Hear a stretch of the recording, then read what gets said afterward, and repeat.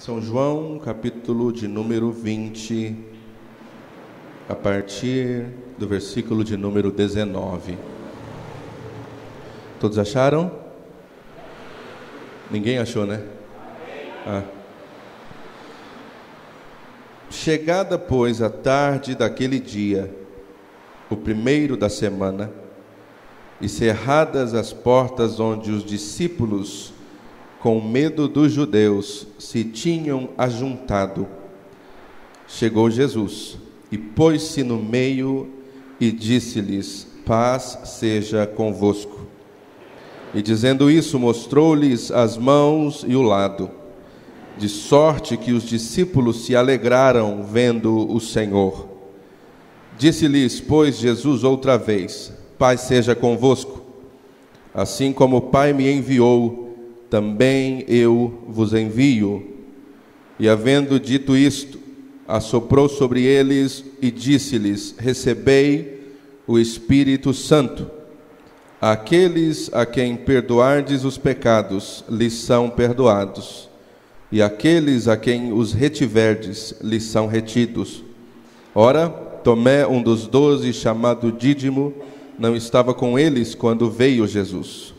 Disseram-lhe, pois, os outros discípulos: vimos o Senhor. Mas ele disse-lhes: se eu não vir o sinal dos cravos em suas mãos, e não puser o dedo no lugar dos cravos, e não puser a minha mão no seu lado, de maneira nenhuma o crerei. E 8 dias depois estavam outra vez os seus discípulos dentro, e com eles Tomé. Chegou Jesus, estando as portas fechadas, e apresentou-se no meio, e disse: paz seja convosco. Depois disse a Tomé: põe aqui o teu dedo e vê as minhas mãos. Chega a tua mão e põe-na no meu lado, não sejais incrédulos, mas crente. Tomé respondeu e disse-lhe: Senhor meu e Deus meu. Disse-lhe Jesus: por que me viste, Tomé, creste? Bem-aventurados os que não viram e creram. Jesus, pois, operou também em presença de seus discípulos muitos outros sinais, que não estão escritos neste livro. Estes, porém, foram escritos para que creiais que Jesus é o Cristo, o Filho de Deus, e para que, crendo, tenhais vida em seu nome. Você pode se assentar. Eu acredito que você veio nessa noite com fome da palavra de Deus. Se um desses ventiladores puder colaborar comigo para o texto não sumir, vai ser bom. Obrigado. O texto que nós selecionamos nessa noite para compartilhar com você nos traz um misto de lições de todos os tipos. E eu vinha meditando nessa passagem ainda na estrada. E existe aqui um apanhado grande de lições a serem aprendidas. Uma delas, eu não sei se você pode perceber comigo, que uma coisa terrível é perder um culto.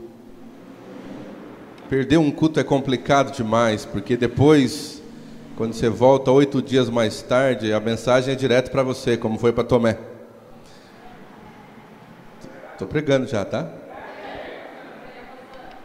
A Bíblia está nos dizendo que Jesus ele se apresenta no meio dos seus discípulos quando eles estavam com as portas cerradas, eles estavam num lugar fechado com medo, eles estavam ajuntados ali cheios de medo, e Jesus apareceu do nada no meio deles e disse: paz seja convosco.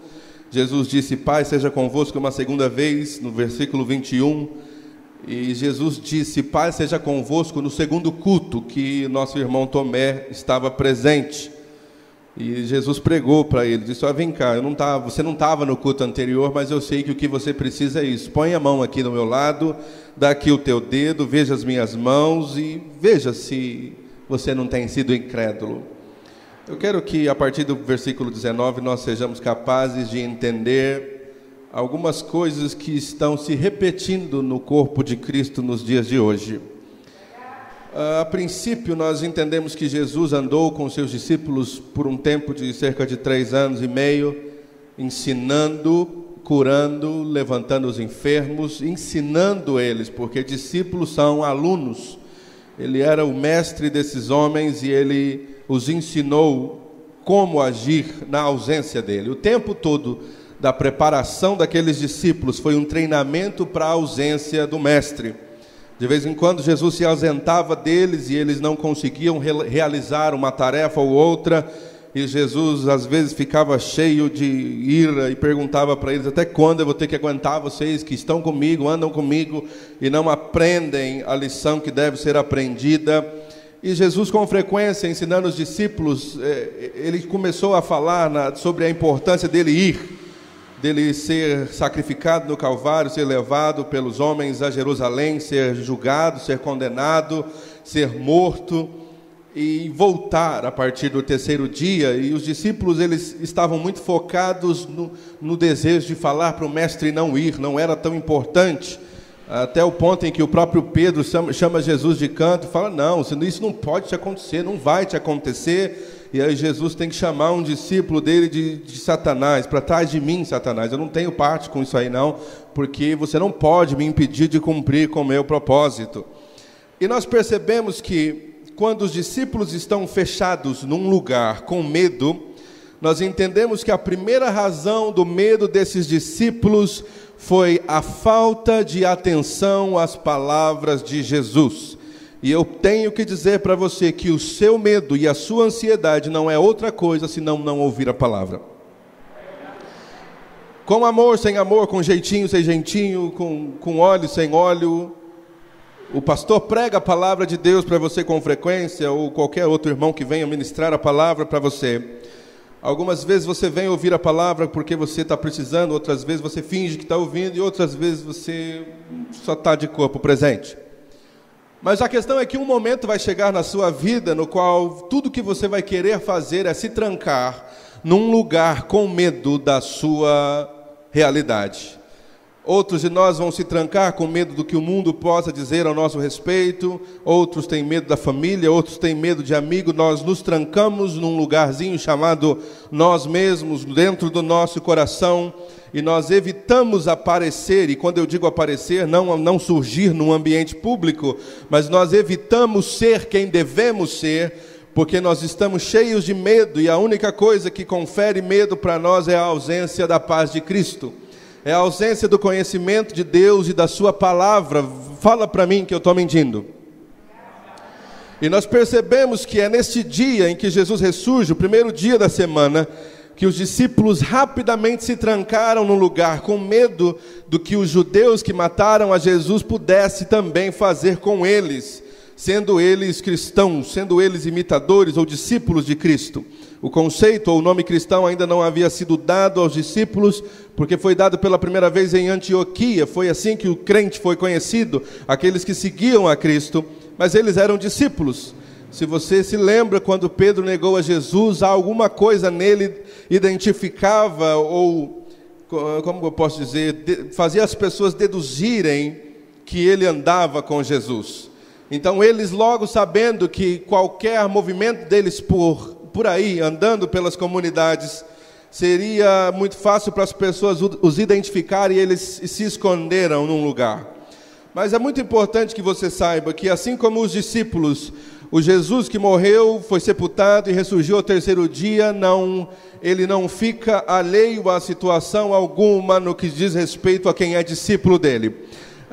Você é discípulo de Jesus, eu acredito, às vezes quer ser, às vezes não quer ser, mas uma vez que você confessou Jesus na sua vida como seu Senhor e Salvador, você se faz discípulo dele, e ele entende que de vez em quando você é tomado por medos de aparecer, medos de ser, medos de acontecer. Você ora para que muita coisa aconteça da parte de Deus na sua vida, mas quando as coisas começam a acontecer, ou os primeiros sinais surgem, você logo trava, você se esconde dentro de si novamente, com medo do que pode acontecer a você, como retaliação do inimigo, porque agora você quer representar Jesus. Você está comigo ou não está?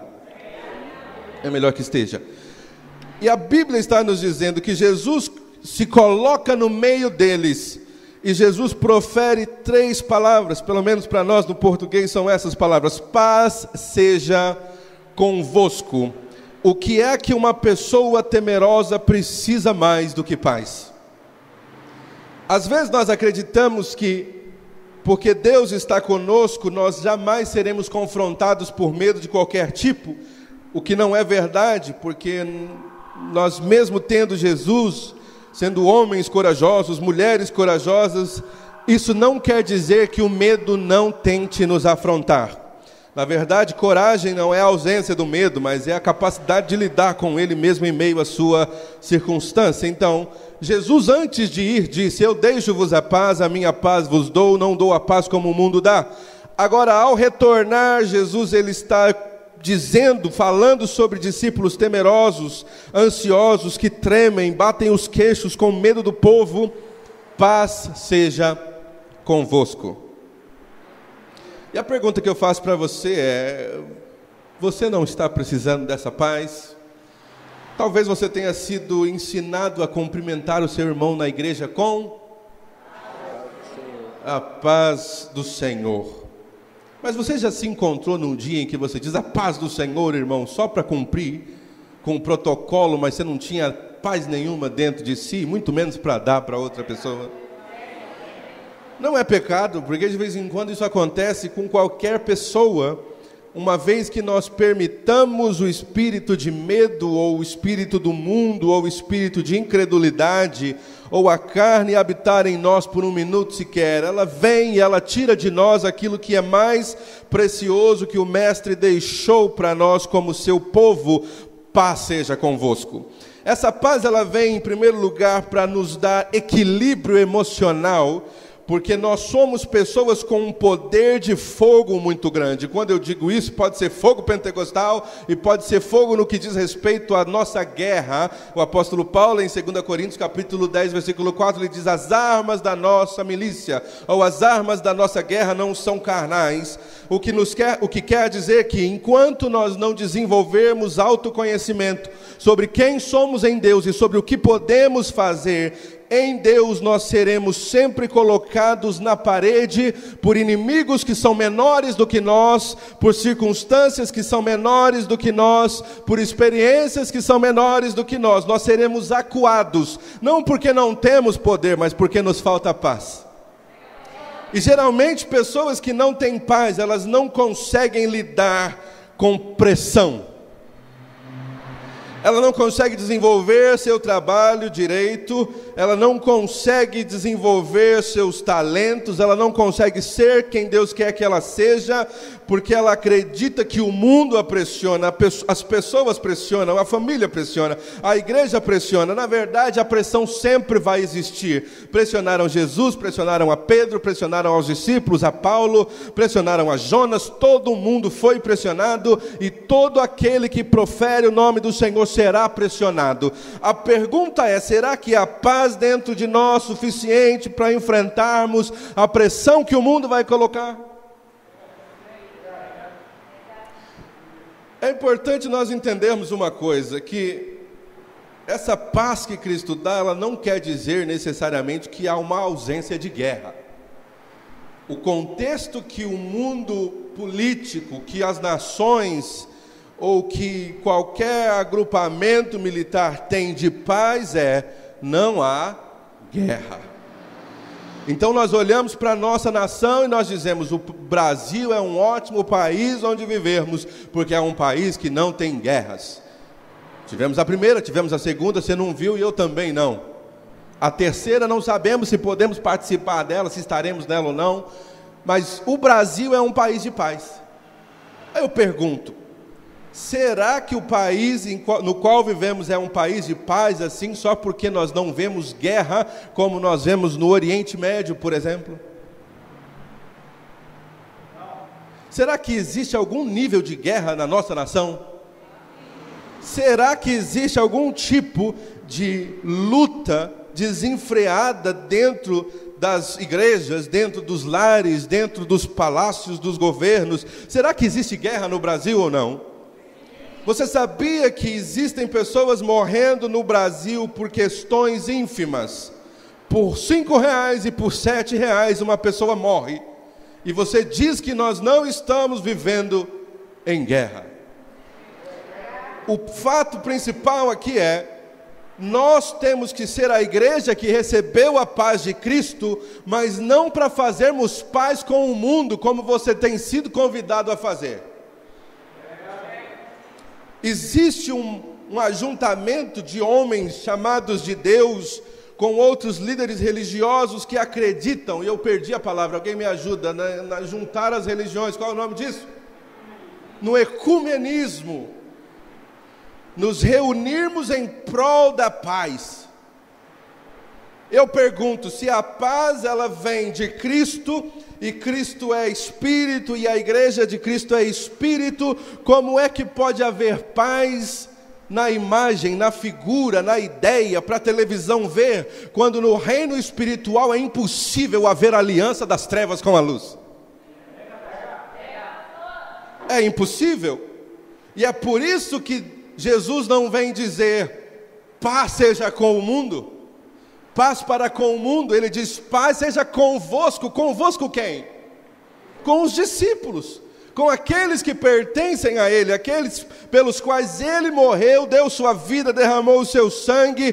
Estes são os candidatos por direito a viverem uma vida de paz, mesmo quando ligam a televisão e vê o caos, mesmo quando vão trabalhar e vê o caos, mesmo quando a família está um caos. Ainda é possível para quem é discípulo de Cristo de verdade, colocar a cabeça no travesseiro e desfrutar da paz de Deus, que excede todo entendimento. Se você quiser analisar paz segundo o propósito de Cristo, você vai perceber que a paz não se define por uma bandeirinha branca. A paz não se define por um grupo de pessoas de diferentes religiões que se reúnem buscando um objetivo comum. A paz que Cristo quer dizer é a presença dEle nos dando a calma necessária para lidarmos e enfrentarmos todas as pressões que o mundo coloca em nós. Crianças de 5, 6, 7 anos de idade já são pressionadas na escola. Conversa com qualquer criança de 5, 6 anos, desenvolva relacionamento com ela, e ela vai dizer para você como é viver ou conviver com os seus colegas de escola. Ela vai dizer para você o que se passa numa conversa de crianças de 5 a 7 anos. Ela vai dizer para você quais são as percepções dela dos lares, dos pais dessas crianças que estudam com ela. Ela vai contar para você, e às vezes ela nem vai te contar, mas ela vai trazer para casa coisas que o mundo já está impondo sobre ela. E quando é que você vai fazer alguma coisa? Porque eu vou dizer para você, o mundo, foi o Júnior que disse isso ontem, o mundo não vai mudar, vai permanecer lá sendo o mundo. O mundo já é especialista em ser mundo e faz isso muito bem. O problema é que a igreja tem tentado desenvolver um esquema de, sei lá, você entendeu? Querendo juntar o gostinho, ajuste, sei lá, mistura, adaptação com o mundo. E a gente tem passado a amar o mundo, e é muito básico isso. Basta você olhar para como alguns crentes se comportam assistindo um jogo de futebol. Eu não vou olhar para ninguém, nem para o Ciro, nem para o Ronaldo, nem para mim mesmo. Ah, tem palmeirense também? Não, palmeirense não existe mais. Não existe mais. Fiquei sabendo que acabou com tudo lá. Alguém pode me dar um outro exemplo de como a gente permite a nossa atitude ser mais parecida e mais mundo do que a gente investiria o mesmo esforço para Cristo?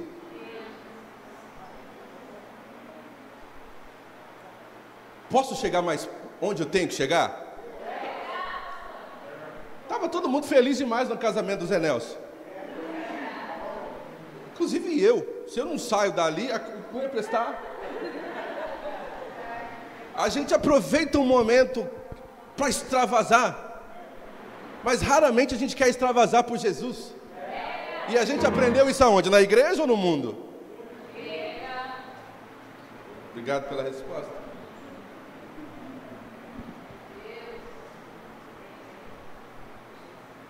Mas a palavra dessa noite é muito simples. Jesus está dizendo, paz seja convosco.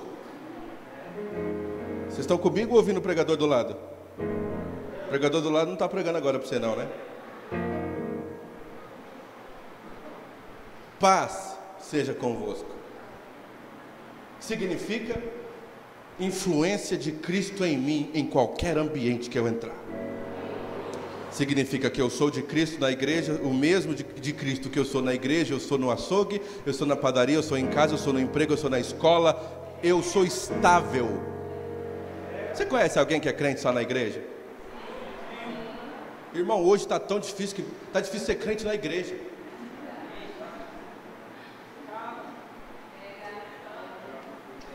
A gente ri, sorri, mas não é um assunto para rir. A gente não está conseguindo dar testemunho dentro, muito menos fora. Está osso. Mas por incrível que pareça, o que Jesus diz para você é: paz seja convosco. Capacidade de representá-lo de qualquer forma, em qualquer lugar, do jeito que Ele quer. A paz de Cristo vai fazer com que você se torne testemunha do sacrifício de Cristo. Ele proclamou paz dentro do ambiente e Ele rapidamente mostrou as mãos e o lado. E os discípulos se alegraram pelos sinais que viram de que de fato Ele era o Cristo que foi morto e que agora ressurgiu. Só que não começa com os sinais, começa com a paz seja convosco. Eu queria que você pensasse duas vezes antes de falar a paz do Senhor, irmão. E começasse a procurar pessoas que você nunca viu na igreja para proferir paz sobre ela. Esses dias, não sei com quem eu discutia sobre isso, sem querer, a pessoa cumprimentou alguém que não era crente com a paz do Senhor. E começou a discussão, porque, peraí, mas ele não é crente. E aí eu pergunto, essa paz é de quem para quem? A paz é de Cristo para quem tem que ser de Cristo. Logo, se eu sou de Cristo, eu tenho o poder, a autoridade e o direito de proferir a paz onde quer que eu queira, onde eu quiser, onde quer que eu queira. Legal. Qualquer lugar.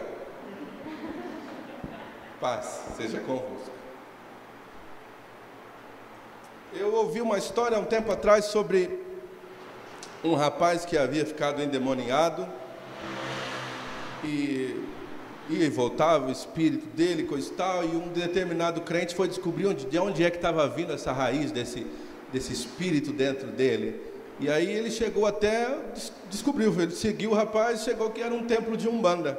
Ele falou: então, eu já sei o que eu vou fazer. O crente chegou na porta e falou assim: a paz do Senhor para todo mundo. E foi embora. E o centro de macumba fechou. O rapaz nunca mais ficou endemoniado. Eu pergunto, será que a gente tem essa fé? Ou a gente está procurando crente para dar paz?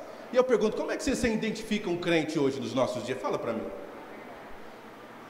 Como é que eu consigo identificar alguém na rua para falar: esse aí tem paz, a paz do Senhor, irmão? A gente mal consegue se identificar, já se conhecendo.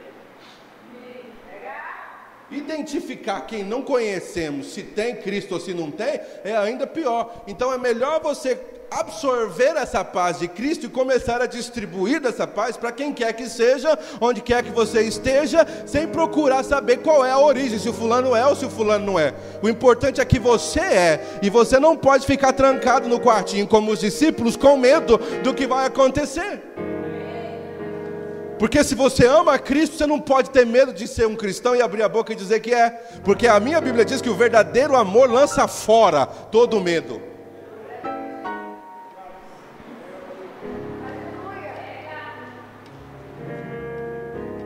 Versículo 21, disse-lhes, pois, Jesus outra vez: paz seja convosco. Assim como o Pai me enviou, também eu vos envio a vós. Jesus declara paz sobre os discípulos que ele ia enviar. Mas ele ia enviar esses homens com medo? Será que esses homens teriam a mínima capacidade de representá-lo com medo? A palavra envio, ela tem a sua origem apostelo, que significa enviar. Então, o que acontece é, Jesus é um apóstolo de Deus, porque Deus enviou Jesus, certo? Os discípulos são apóstolos de Cristo, porque Cristo enviou. e os apóstolos, por sua vez, foram enviando. E o que acontece, será que a gente tem pessoas enviadas aqui dentro, que foram enviadas, mas que ainda estão cheias do medo? Então a primeira coisa que eu preciso é um pingo de segurança para poder falar de Jesus. E de onde vem essa segurança? Do amor e não do medo, crente. Eu não posso amar Jesus e ter medo de falar dele. E às vezes nem falar, representar. A gente tem medo de representar Jesus. Você está numa roda com 5 pessoas, 4 quer beber, e você fala assim: minha religião não permite. Não precisa nem falar nada, é só não beber. Porque agora você transforma a religião em algo maior do que o seu Cristo. Você precisa tomar uma posição e representar Cristo dentro e fora. Simples. Não precisa falar nada. Ajuda aí o ventilador. Sopra.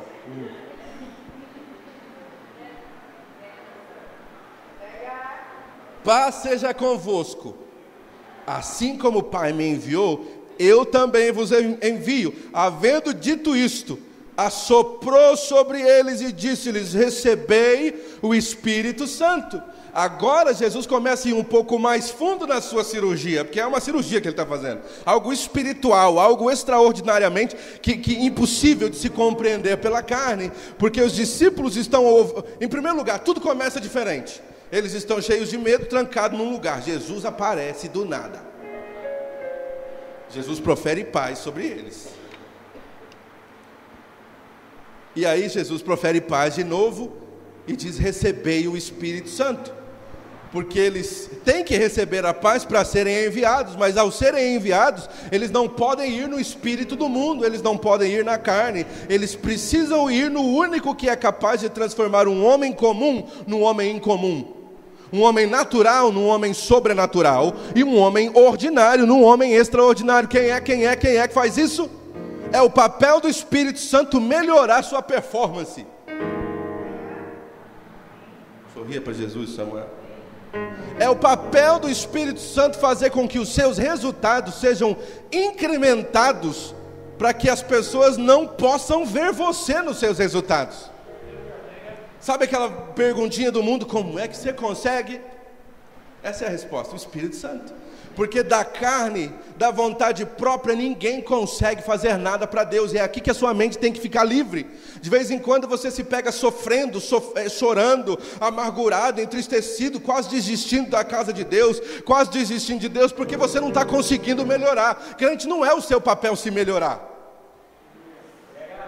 O seu papel é se permitir o Espírito Santo. Porque é o papel dele tanto lembrar você do que Jesus te ensinou, como convencer você daquilo que não tinha que ter sido feito ou dito, ou lugar que você não tinha que ter ido. É papel dele. Então tem crente frustrado na igreja porque não conseguiu cumprir com a obra do Espírito Santo. Gente, qualquer um, né?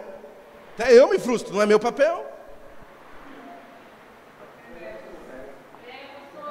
O seu papel é permitir que ele acesse você.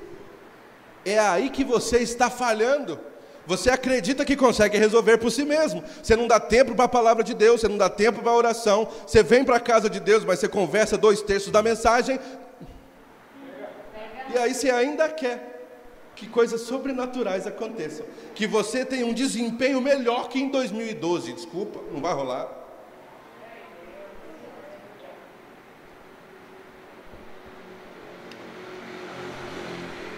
O segredo está em receber o Espírito Santo. E você percebe que essa frase, receber o Espírito Santo, deixa a responsabilidade totalmente na mão do receptor. Concorda? Ou não concorda? Vem aqui, irmão Pedro, por favor. Recebei a minha pasta. É assim. É simples desse jeito. Qualquer coisa disponível na mão de Deus, ele diz receber, significa que você pode pegar da mão dele. Está disponível para você. É diferente, por favor, volta aqui. É diferente disso, olha, recebei o Espírito Santo. Ele vai fazer sem engolir goela abaixo? Não, não vai fazer isso. Porque ele disse receber, é um ato voluntário da sua parte. Aí se você quer, você vem receber o Espírito Santo. Aí Deus vai fazer isso com você, certo? Vai brigar para não te dar? Se ele está dizendo receber, é porque está disponível. Agora, se eu não recebo um presente, tem algo errado. Não com o doador, mas com o receptor. Eu preciso abrir as portas. Você viu aqui que os discípulos estavam trancados? Esse trancado significa em estado de nervosismo, em estado de medo. Sabe quando a gente fica... Qual que é a palavra? Tipo assim, você entendeu? Sem palavras, o Espírito traduz para você. Você fica desse jeito. Quando Ele quer você livre, disposto, aberto. Se você não quer, você não quer. E veja o poder, quando Ele conversa com os discípulos, Ele diz: recebei o Espírito Santo, aqueles a quem vocês perdoarem os pecados serão perdoados, e aqueles que vocês retiverem serão retidos. Esse versículo me dá a liberdade, como apóstolo dele, de lidar com qualquer pessoa, em qualquer situação de pecado, travar a vida da pessoa ou libertar a pessoa. Já não é uma função sua, é uma função minha, como pastor. Eu sei que você deve ter aprendido em alguns lugares, que quando, mesmo sendo cheio do Espírito Santo, quando alguém cai, alguém peca, a primeira coisa que se faz é expor, não é? Mas olha o que Jesus está ensinando: quem você perdoar está livre, quem você não perdoar não está livre. Olha o poder que o Espírito Santo confere àqueles que são abertos a receber uma dádiva, que é assim, ó, receba. Só que alguns de nós têm uma dificuldade extremamente grande em perdoar, justamente porque a gente não teve experiência com o Espírito Santo. E essa experiência com o Espírito Santo que nos capacita a fazer pelos outros o que Ele fez por nós. A regra de ouro.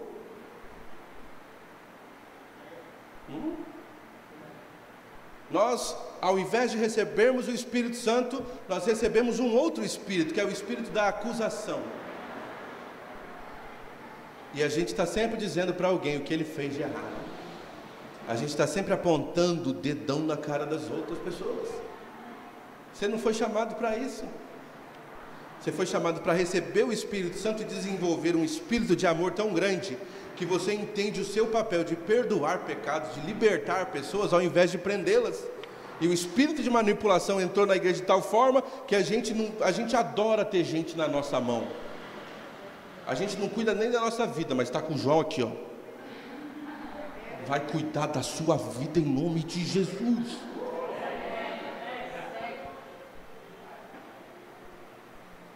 Paz seja conosco.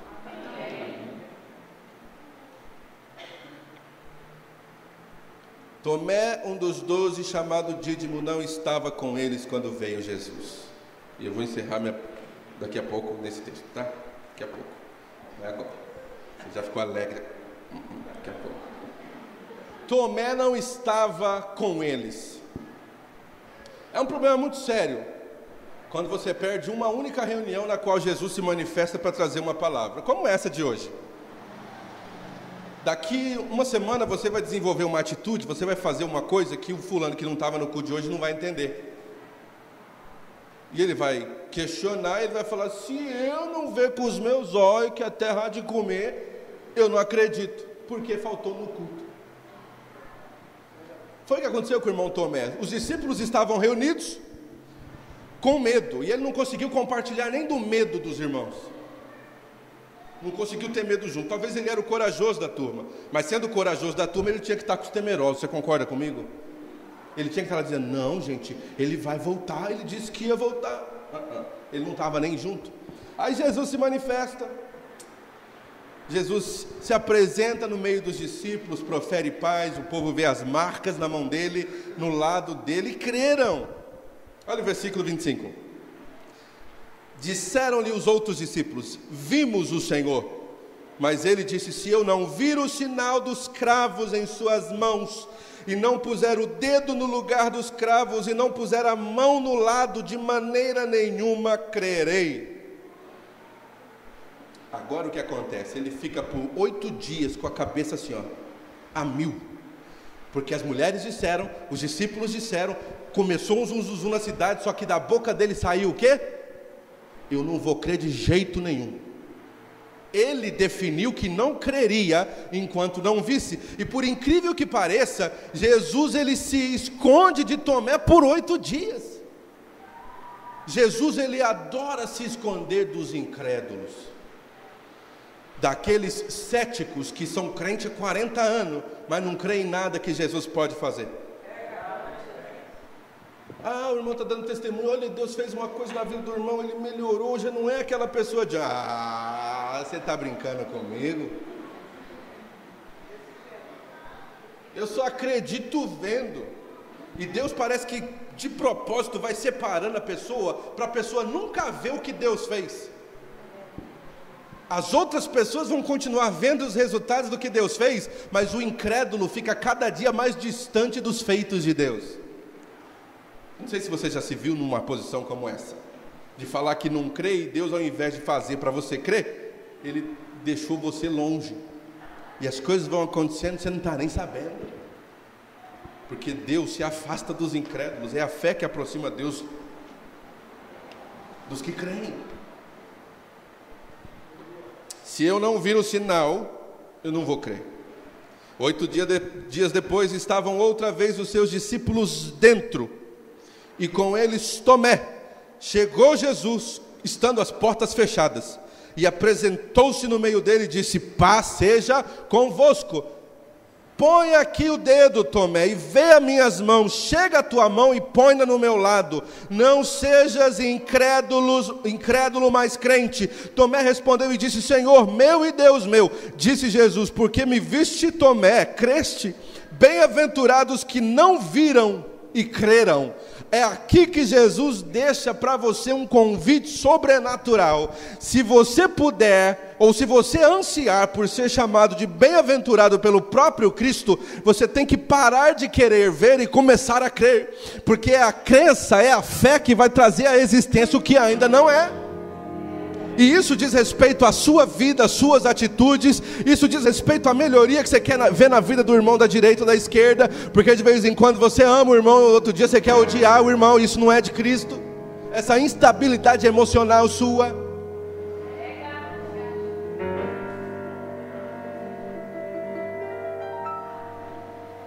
Alguns de nós ora para Jesus melhorar o Pedro, e aí nós vamos crer que Deus pode. Mas Jesus ele diz o contrário: anda com Pedro, suporta o Pedro, porque quem crê vai ver. Agora, enquanto ficamos procurando ver, fica difícil, porque a nossa fé ela é palpável ou palpada na capacidade humana de ver, de sentir, de ouvir, de cheirar, de andar, no nosso tato. E eu pergunto: você precisa de fé para me ver? Você precisa crer que o pastor Enéas está diante de mim pregando hoje? Quantos de vocês creem que nós vamos participar da ceia do Senhor? Você precisa? Não, porque não é necessário ver. Eu já estou diante de você, a mesa da ceia já está posta. Você não precisa de fé. Essa fé que você acha que precisa é chamada de fé natural. É pegar uma cadeira, olhar para ela, falar: tá bonita, sentar em cima dela. Eu pergunto para vocês: quantos de vocês chegaram aqui, viraram a cadeira para ver se ela estava boa mesmo para te aguentar? Vocês fizeram isso? Quando você acorda de manhã e vai escovar os dentes, você abre a torneira pensando assim: será que não cortaram a água? Abro, não abro, abro, não abro. Você vai lá e se cortar a água, você vai saber como? Abrindo. E quando você abre e cai água, você precisa ter fé para a água cair? Pagou a conta, tem água. Não é simples assim? Tá aquele frio, aquele dia que você não quer nem tomar banho, aí você vai lá, abre ou não abre? Você abre, você não vê a hora. Você pergunta: mãe, tem água para tomar banho? Quando você acorda, você abre o olho e você pensa 2 vezes antes de abrir. Será que eu vou enxergar hoje como enxerguei ontem? Estou vendo como ontem. Não faz sentido, porque isso tudo é fé natural. Você faz todos os dias e pelo hábito você sabe que chegou ontem, vai chegar hoje, vai chegar amanhã e vai continuar enxergando. Teve água para escovar os dentes ontem, vai continuar tendo para hoje, a menos que o papai. Fé natural não é o que Jesus procura em você. A fé que Jesus espera em você é o dia que a conta de água não foi paga. Cortaram a água e Jesus quer ver você na pia, como todos os dias. Fala: Jesus, eu não paguei, mas estou abrindo a torneira. Aí você vai falar: mas isso aí é coisa de crente preguiçoso, que não trabalha, não paga as contas em dia. Mas pode ser que não. Você entendeu? Pode ser que não? Porque às vezes é e às vezes não é. Às vezes não tem combustível no carro e você vai falar: liga ou não ligo? Se você tem fé natural, você liga porque tem combustível. Se não tiver combustível, com que fé que você vai ligar esse carro? Fala para mim, crente. Fé natural de novo, né? Tá bom, você vai pegar o dinheiro, vai andar até o posto, vai encher uma sacolinha e vai voltar para casa. Quando Deus podia fazer outras coisas. Você entende o exemplo que eu estou dando para você? Tem coisas que você está tentando acessar pelo natural, mas não está funcionando, porque você ainda não se abriu para o sobrenatural. E aí você vai pagando o preço de não experimentar o que Deus tem. Você vai pagando o preço de continuar andando na carne. Você vai continuar no preço de ficar dizendo assim: eu preciso ver com esses olhos que a terra há de comer. Eu preciso pôr lá o meu dedo para ver se é Ele mesmo. Para! Jesus não falou um montão de vezes que ia, mas voltaria? Ele voltou, e agora? Dá para crer ou você vai querer saber onde estão todas as feridas? Você vai querer beber um golinho do sangue? O que você quer? Talvez você esteja dizendo: pastor, você podia pregar uma mensagem mais inteligente hoje, né?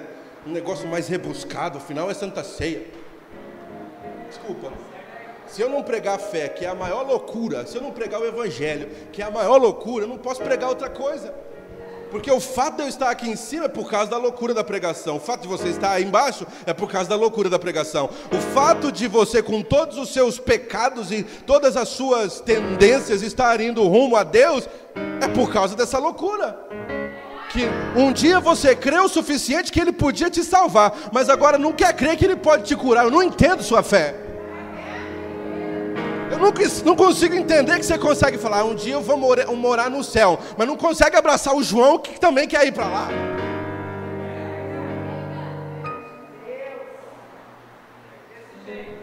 A nossa fé, ela combate contra ela mesma.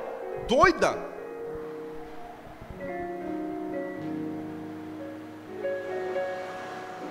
Sorria para Jesus.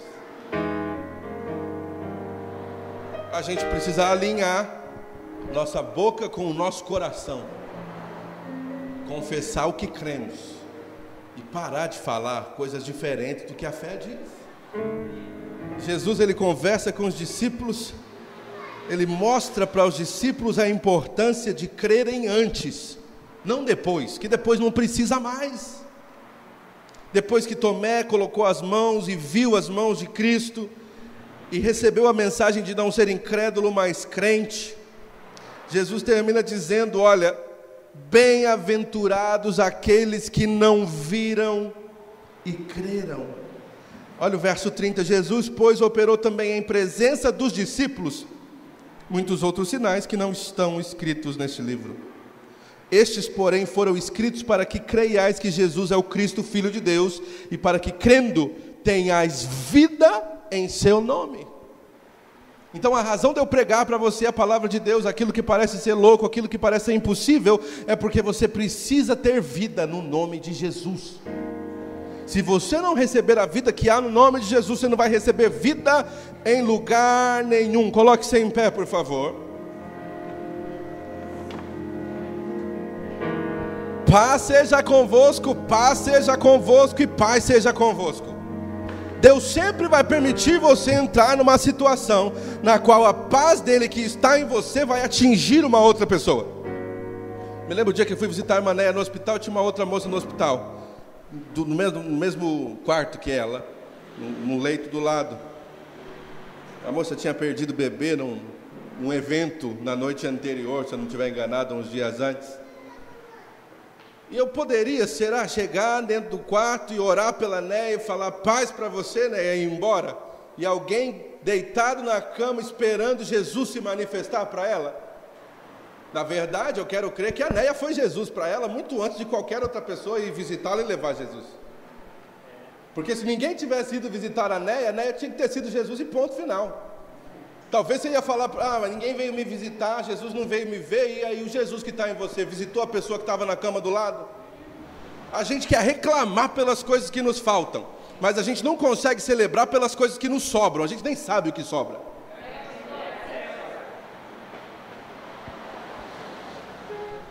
Por quê? Porque não tem paz. A gente vai na igreja e passeou, irmão, passeou o quê? Seja claro e diga em alto e bom som: a paz do Senhor, meu irmão. E se não é seu irmão ainda, a paz do Senhor, seu João, a paz do Senhor. E se eu não falar nada, o meu sorriso tem paz, o meu abraço tem paz, o meu obrigado tem paz. Eu preciso expressar a paz de Cristo, que não está escondida num formato ou nas palavras que nós conhecemos a paz do Senhor, mas se tiver em nós, na nossa essência, o que sair da nossa boca vai ser cheio de paz. O sorriso que nós dermos vai ser cheio de paz, o abraço que nós dermos vai ser cheio de paz. Mas como é que eu cultivo isso? Eu cultivo isso aqui dentro da igreja. Se você não cultivar paz aqui dentro, desculpa, você não tem paz para o mundo.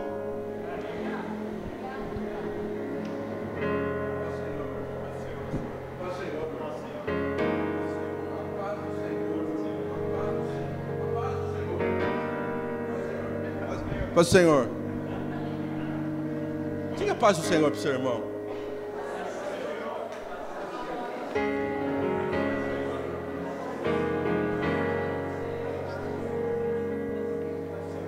Tem mais paz?